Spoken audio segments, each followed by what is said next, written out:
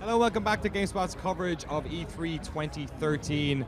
Ted Timmons, you're here from Lionhead. I am. You've got a little treat for us today. Yes, we're showing off Fable Anniversary for the first time, and to start with, we're just going to show you the smart glass experience because we feel we're doing something that hasn't really been done before with smart glass on Xbox 360. Awesome. So we'll have a look at Fable Anniversary footage for the first time in just a few minutes. But first of all, please show us what's going on here. So basically, when this is linked to your Xbox, you can just click on your hero, and it will tell you your objective and what you need to do to proceed in the level. As you play through the game, you'll actually see your hero walk along the path. One of the things that I think is really cool about this particular app is that if you click on the camera, it will show you what Fable 1 looked like 10 years ago. Oh wow. So it's our way of giving that sort of past and present look in the game. And obviously that was a massive success for Halo, but we felt we should do something slightly different and use the power of smart glass to achieve that. And the great thing about smart glass is it's free. You know, anyone with a smart device, whether that's a tablet or a phone, can very easily just download it and play it straight away. So I'll guide you through some of the other stuff. In this particular quest that we're going to show you, there's chests you click on, it actually just tells you what's in it. So it's also part strategy guide. So anyone who's playing at home, I like the idea that they can set up the map just next to them on the side as they're playing through. They can watch their hero run through the quest, and then whenever they feel like they need just that extra bit of information, they can interact with it. So I'll show you the next bit as well. For anyone that's familiar with Fable, of course the demon door is always really, really important. You can click on the demon door.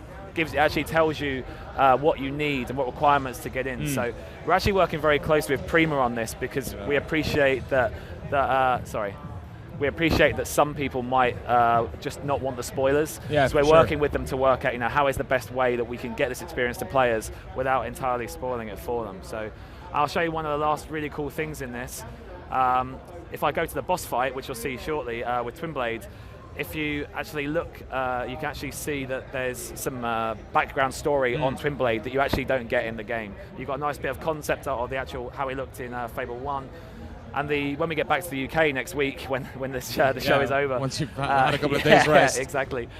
We really want to implement an actual screenshot tool. Cool. So when we started on Fable Anniversary, one of the things I did was I went back and read all the original forums from 2004. I mean, that's the beauty of the internet; it's always permanent, right? And it's always there. It's also the worst thing about the internet. Exactly. So I went through, read it all, and what was amazing was back in 2004, people were taking photos with a camera, sending the film off to get developed, getting the film back, then scanning the photo in, and then with their 56K uploading it. So yeah, I think it's going to be a really nice feature when we Awesome. get it Well, thank you for showing us the smart glass integration, and I think it's about time we had a look at Fable Anniversary running for the very first time. Yes, this is really exciting for us because we actually haven't shown this off yet. My Twitter feed all week has just been demanding this, so I'm really grateful for you guys sparing the time. Not at all. Thank you very much for bringing it along. So yeah, explain what's going on here in terms of.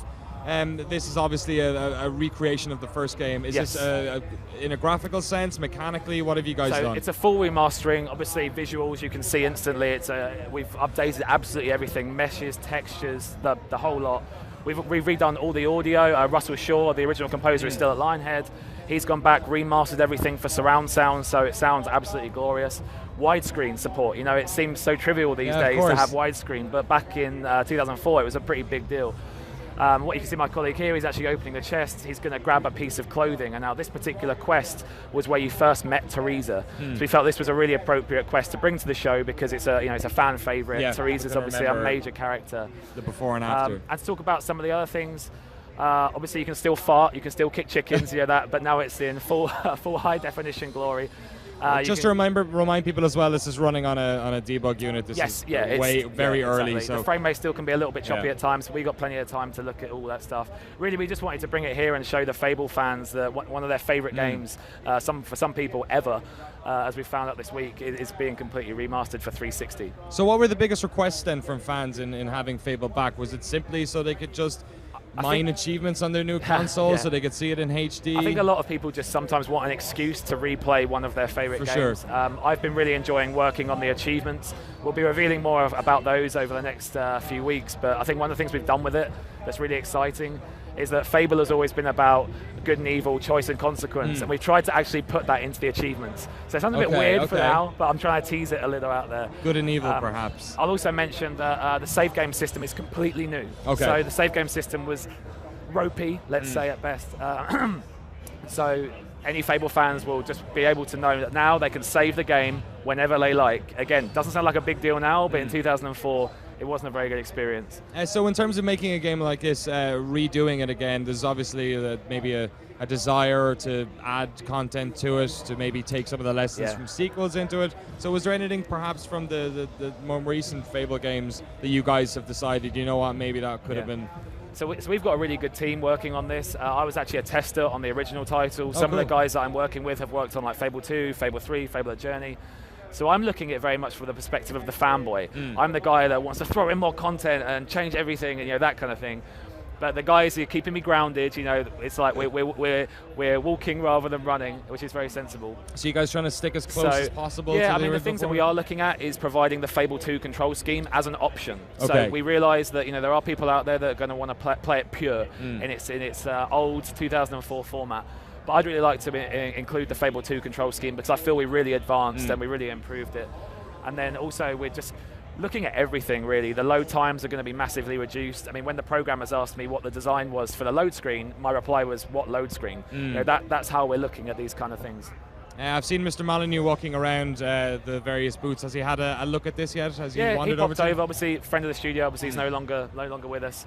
But yeah, he popped over, had a play, gave the thumbs up, and then we're back on his way. So. Only seal of approval as well. Yeah. Awesome. So in terms of, say, you guys did a lot of multiplayer or maybe kind of social elements in the later Fable games that were kind of interesting in terms of information popping up in other people's games, being able to join other people's games. Is there any of that being introduced into Fable Anniversary? So we didn't want to be detrimental to the core experience. Like I said, I'm floating away with ideas, but we are trying to stay grounded. We appreciate that people are going to want to play it in its original format. But things like leaderboards provide a really nice additional experience. We're putting in loads of leaderboards. Who can kick chickens the furthest in the world? Who can fart the most? That's an important thing, and so that's where we're investing a lot of our time, is to get that worldwide competition via leaderboards. Was there anything you guys had to do in terms of voice acting then, to maybe recut stuff? Or? We actually wanted to keep it the same. Again, it's that nostalgic memory that people have. I will say that they've all been remastered, so that the compression is a lot less than it used to be. Yeah. But the feedback from the fans has been, don't change the voice acting. We want it to be as it was in 2004. Must be a hard line to tie, because obviously people are a little less forgiving about creating this stuff. The voice acting, obviously, they can remember that person and they want to keep that character. But then when it comes to the graphics, they're like, do whatever you want, just make it look great. Right. Just as long as it looks pretty. Yeah. So our director, who's actually with us here at the moment, he's very much keen to just make the game look as beautiful as possible. And why not? I mean, we're actually running the game through Unreal, so it's allowed us to have a whole new lighting system. We can have materials for the first time. It's actually a really powerful tool for us to use, and I know that the art team are really enjoying using it. Is there any possibility of being able to swap back to the old Fable art style during the game? Yeah, so one of the things that I briefly showed on the smart glass was the ability to look at Fable 1 as it used to be, and that's how we really want to maintain this past and present feel, because I love smart glass. When I first heard about it, I thought it was an awesome piece of technology, and I love the idea that you can actually click on the screenshot and you can actually hold it side by side. There's no swapping. You can directly compare shot to shot, and I think that's quite a nice little feature. Cool. I'm guessing technically it's probably very difficult. New architecture. And when you think about it, is that a good investment? Because there's so many different things you can invest time in. I mean, personally, I'd rather the game looked better just on its own and stood up on its own, and then we use smart glass to utilize all these extra features. I just want to get at least one question in here. The chat is going absolutely crazy. Most people just asking for the player to fart. But can I ask this one? M&M Stranger has asked the very good question: will there be any extra missions or bonus stuff that weren't in the original? That is a really good question, and like I said, I want to float off and add loads of new stuff, but our priority right now is to make the best Fable Anniversary experience we possibly can. When we finish the project in a few months' time, I'd love to look at DLC. One of the great things about Fable Lost Chapters, initially when it was out on the PC in 2005, we had a huge modding community, and so we can actually look back into the past and see, hey, what was a really popular mod? What can we bring to people through the medium of DLC now? So yeah, keep your eyes peeled. I would love to, the team would love to, but we just don't want to lose focus right now. Cool. Well, Ted, thank you so much for bringing Fable Anniversary here. It's great to finally have a look at it. When will people be able to get a hold of it themselves on one platform? So currently it's on Xbox 360, and it'll be available on Holiday 2013. Oh, that's very close. Holiday? I know. See, we've been in America so long, right? We're talking like this. It's Holiday, it's not Christmas. It's awesome. Enjoy the rest of your E3, Thank buddy. you very Thanks much. very much for coming along.